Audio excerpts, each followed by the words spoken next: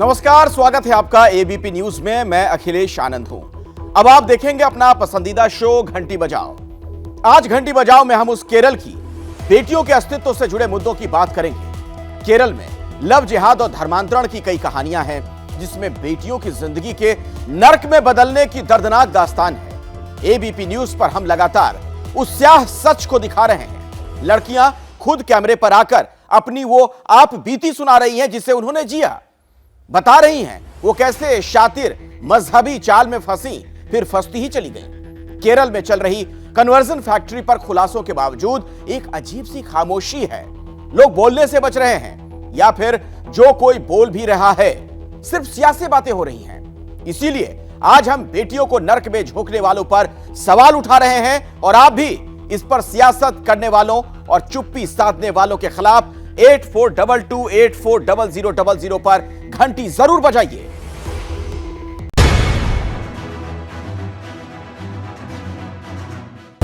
Tell me, when exactly you joined ISIS?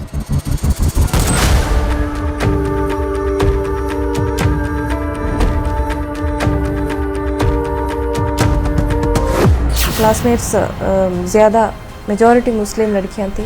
इस्लाम मत के बारे में ज़्यादा उन लोगों ने फीड कर रहे थे मुझ पे।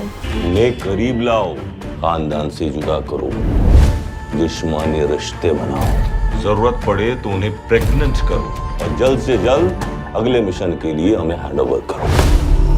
ഈ ഇസ്ലാമിനെ കുറിച്ച് എനിക്ക് കൂട്ടുകാരികൾ പറഞ്ഞു തന്നിട്ടും ഇത് ഞാൻ ഫോളോ ചെയ്തില്ലെങ്കിൽ എനിക്ക് ഇത്തരം ശിക്ഷയല്ലേ കിട്ടാൻ പോകുന്നതെന്നുള്ള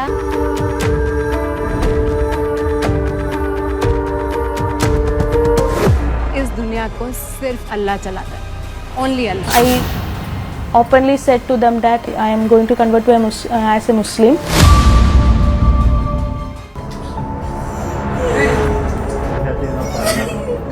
बेहिसाब पश्चाताप है, अंतहीन आह है, दर्द है, और जिंदगी के स्याह सच का वो शूल है जो केरल की इन बेटियों के सीने में याद बनकर चुभ रही है।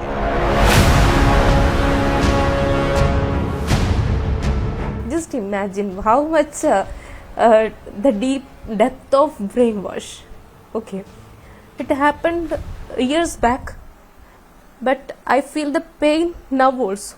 मगर ये लड़कियां सौभाग्यशाली हैं जो धर्मांतरण की फैक्ट्री में पिस कर भी बच गईं, वापस घर लौट आईं। नहीं तो ऐसी भी लड़कियां हैं जो धर्म बदलकर आतंकी सेंटर में पार्सल कर दी गईं, जो नर्क में झोंक दी गईं। 17 दिन तक बिना बताए घर के बाहर रही।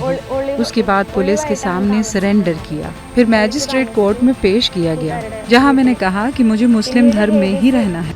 लेकिन केरल में धर्म के नाम पर होने वाले पाप को लेकर या तो घनघोर चुप्पी है, या फिर बेहिसाब सियासत।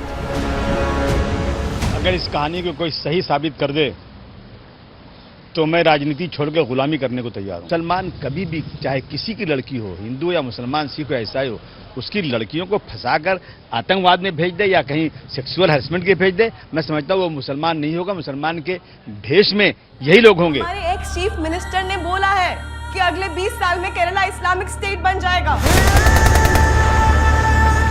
जिस फिल्म या कहिए जिस सच्चाई को नेता सियासी नजरिए से देख रहे हैं, उसे आंकड़ों की हकीकत में समझिए जरा।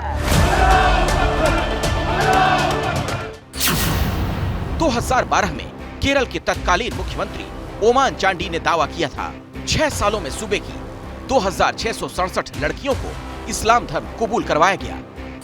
केरल कैथोलिक बिशप सम्मेलन के आयोग ने दावा किया था 2005 से 2012 के बीच सूबे में 4000 लड़कियों का धर्म परिवर्तन करवाया गया। खुफिया रिपोर्ट के मुताबिक 2011 से 2015 के बीच 2 सेंटर में 5793 लोगों का इस्लाम में धर्मांतरण करवाया गया। 5793 में से आधी महिलाएं हैं, और इनमें से 76% 35 साल से कम उम्र की हैं।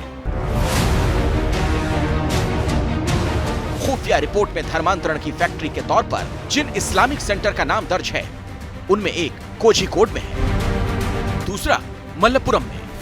ब्रेन वॉश के बाद धर्म बदलने वाली लड़कियों ने हमारी जिस रिपोर्टर के सामने अपना दर्द उकेरा था, वो निधिश्री पहुंची कोझिकोड के उसी इस्लामिक सेंटर में। धर्म परिवर्तन की फैक्ट्री में जहां श्रुति को रहमत बनाया जाता है, जहां अनखा को आयना अमीरा बनाया जाता है, जहां आदिरा को आयशा बनाया जाता है।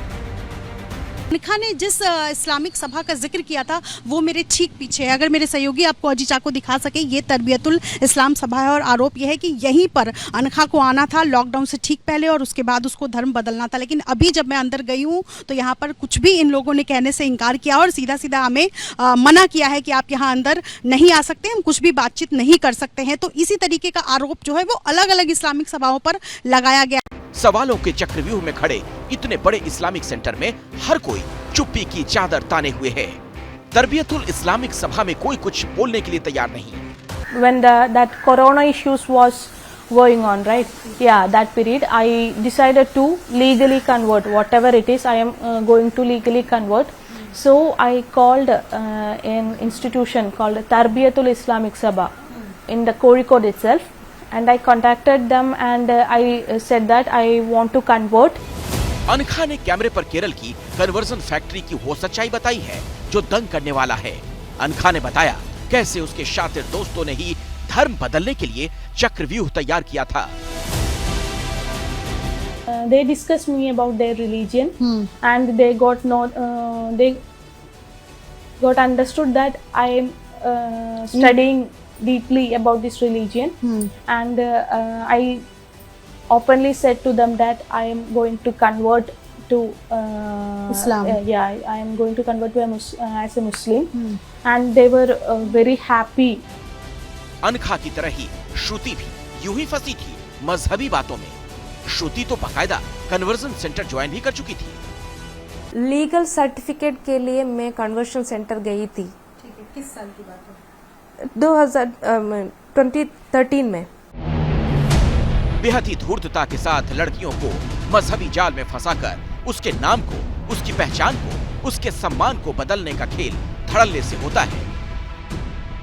श्रुति ने खुलासा किया इसमें छोटी छोटी बच्चियों के दिमाग में कट्टरता का जहर भरकर उनका इस्तेमाल किया जाता है। को पता है एक I converted not because of those words, but इतना मत की अंतता है उन लोगों के मन में कि एक 6th standard boy was saying to me that teacher आप हमारे मत के ओर आइए, आप कन्वर्ट हो जाइए, हमारे पापा से बोलकर आपको 7 लाख रुपए देने की कोशिश करूँगी। How that 6th standard kid could say like that. आपको जानकर ताज्जुब होगा ये एक साजिश का हिस्सा है क्योंकि 2010 में केरल के तत्कालीन मुख्यमंत्री वीएस अच्युतानंदन ने सनसनीखेज दावा किया था। उन्होंने दावा किया था कि कट्टरपंथी इस्लामिक संगठन पॉपुलर फ्रंट ऑफ इंडिया यानी पीएफआई का लक्ष्य अगले 20 सालों में केरल को मुस्लिम बहुल राज्य बनाने का है। अपने लक्ष्य को हासिल करने के लिए वो दूसरे धर्मों के नौजवानों को धर्म परिवर्तन कराने की कोशिश करते हैं। इतना ही नहीं, उन्हें मुस्लिम लड़कियों से शादी करने के लिए राजी करने का भी प्रयास किया जाता है। जो वामपंथी मुख्यमंत्री ने 13 बरस पहले दावा किया था, उसी के इर्द गिर्द श्रुति, अखना, ऐश्वर्या, आदिरा जैसी लड़कियों की मजहबी कहानी है। मगर अब अच्युतानंदन की पार्टी के नेता हो या कोई दूसरे दल, वो इसे 100% मनगढ़ंत बताने का प्रयास कर रहे हैं। बगल में कर्नाटक का चुनाव है, उसको प्रभावित करने के लिए ये जहर बो रहे हैं। इसमें फ्रीडम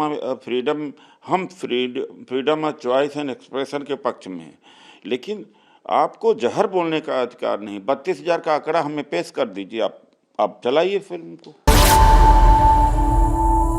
हिजाब पहनी एक भी लड़की के साथ ना ही कभी रेप होता है, ना ही कभी कोई उन्हें छेड़ता है, because Allah always protects us. Kerala में धर्म परिवर्तन की इस कड़वी हकीकत को कुछ नेता फिल्म के नाम पर सियासी एंगल दे रहे हैं, तो कुछ फिल्म के नाम पर ही चुप्पी साधे हुए हैं।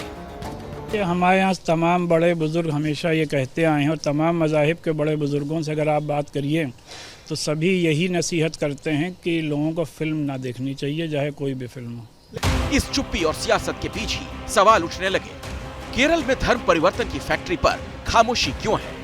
क्या धर्म परिवर्तन करवाने वालों को बचाने की कोशिश है? केरल की बेटियों को नर्क में झोंकने वालों पर सियासत क्यों हो रही है? क्योंकि ये कड़वी सच्चाई है, इसी केरल की 4 बेटियां धर्म बदलकर दुनिया के सबसे खतरनाक आतंकी संगठन में शामिल हो चुकी हैं। निमिषा उर्फ फातिमा ईसा, सोनिया सेबेस्टियन उर्फ आयशा, राफला इजाज और मैरिन जैकब बी उर्फ मरियम का पहले ही धर्म परिवर्तन करवाया गया और फिर इन्हें कट्टरवाद की घुट्टी पिलाकर हाथ में हथियार थमा दिया गया। Tell me, when exactly you joined ISIS? इसी से इर्द गिर्द जब नई फिल्म बनी तो कई लड़कियों ने अपना दर्द बताना शुरू किया। आपको ये बता दें, जबरन धर्म परिवर्तन या प्रलोभन देकर धर्म बदलवाना गुनाह है। ऐसे ही लव जिहाद यानी प्यार में धर्म बदलवाने के खिलाफ भी यूपी, एमपी, हिमाचल प्रदेश और गुजरात में कानून बन चुका है। केरल में ऐसा कोई कानून नहीं और यही वजह है देश के सबसे दक्षिणी सूबे में धर्म बदलने वाली फैक्ट्रियां चल रही हैं। और अब बात कर लेते हैं घंटी बजाओ के असर की। कल हमने इसी समय घंटी बजाओ शो में बिहार के स्कूलों की सच्चाई आपको बताई थी। आज उस खबर पर एक्शन हुआ है। जिस जातीय जनगणना में शिक्षकों को लगाया गया था उस पर पटना हाईकोर्ट ने स्टे लगा दिया। मतलब अब यह कि स्कूलों में फिर से शिक्षक लौटेंगे, बच्चों की पढ़ाई शुरू हो जाएगी।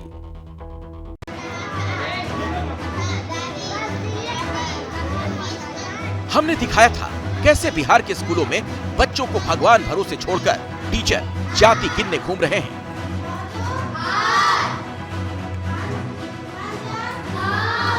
हमने आपको बताया था कैसे बच्चों के भविष्य को जाति जनगणना के नाम पर कुर्बान किया जा रहा है। आम सरोकार से जुड़े मुद्दों की पड़ताल करने वाले इसी शो में दर्शकों ने बिहार में शिक्षा व्यवस्था का तमाशा बनाने वालों की घंटी बजाई थी। ये खबर चलने के 24 घंटे बीतने से पहले ही पटना हाईकोर्ट ने बिहार में हो रही जातीय जनगणना पर रोक लगा दी। सरकार को झटका देते हुए कोर्ट ने फिलहाल इस पर रोक लगा दी है। इमीडिएट सरकार को डायरेक्शन दिया गया है कि on going caste census proceeding है उसको रोक लगाया जाइए और जो कलेक्शन डाटा किए हैं उसको प्रोटेक्ट कीजिए। हालांकि कोर्ट की रोक का सरकार पर ज्यादा असर नहीं दिख रहा। बिहार के मुख्यमंत्री और उप मुख्यमंत्री का दावा है जातीय जनगणना होकर रहेगी। सबके हित में कर रहे हैं। अब पता नहीं इसका विरोध कैसे हो रहा हमको समझ में नहीं आता। इसका तो बहुत ही जेन्युइन चीज है। बाद में जो भी हो, लेकिन फिलहाल अदालत ने इस पर रोक लगा दी है और इसका सीधा फायदा यही है जो स्कूल बिना मास्टर के चल रहे थे वहाँ के बच्चों की पढ़ाई फिर से शुरू होगी। बच्चे फिर से पढ़ सकेंगे।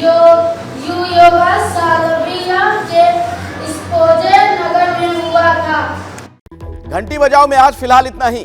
अब कल रात 8 बजे आपसे मुलाकात होगी दी इनसाइड स्टोरी में। आगे जरूर देखिए शगुन शर्मा के साथ सस्पेंस। क्या मजबूरी है मेरी बताइए। मैं अभी आपको बताती हूँ कि मैंने ओए होए होए होए नमकीन के चटकारे लेते हुए टकटकी मार के डिबेट शो को पॉज रिपीट कर करके देख रहे हैं जोगिंदर जी। इनकी तरह आप भी देखें अपनी फेवरेट डिबेट्स को रिपीट कर और डाउनलोड कीजिए एबीपी लाइव ऐप अपने स्मार्ट टीवी पर।